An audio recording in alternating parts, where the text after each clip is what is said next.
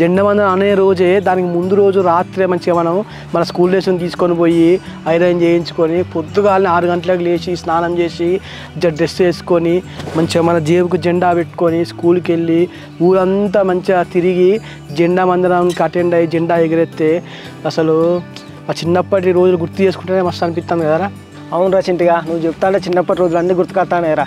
ఏ రోజు స్కూల్ పోకపోయినా జెండా వందనం రోజు కంపల్సరీ స్కూల్ పోయేదిరా. అంటే బట్టలు ఇస్త్రీ కొట్టుకొని పొద్దునే పోయేది. అవునరా, ఆ రోజులు మళ్ళీ తిరిగి అయిపోరా. ఎందుకు ఏం చెప్తావురా?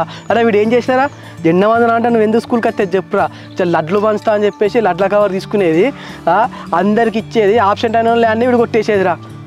మళ్ళీ లడ్ల కోసమారా కొట్టేసి ఒక్కనే తిన్నారా? అవి మీరే గుంజుకునేది కదా లడ్డులని. అరే మన పీటీ సార్ ఉండేదిరా, బట్టలు ఇస్త్రీ లేకున్నా షూ లేకున్నా పిల్లలన్నీ వాయి కొట్టేదిరా. అవునరా సూరి, పీటీ సారు అమ్మాయిలను మాత్రం వాళ్ళకి ఐరన్ లేకపోయినా షూ లేకపోయినా రిబ్బన్ వేసుకురాకపోయినా ఒక్క మాట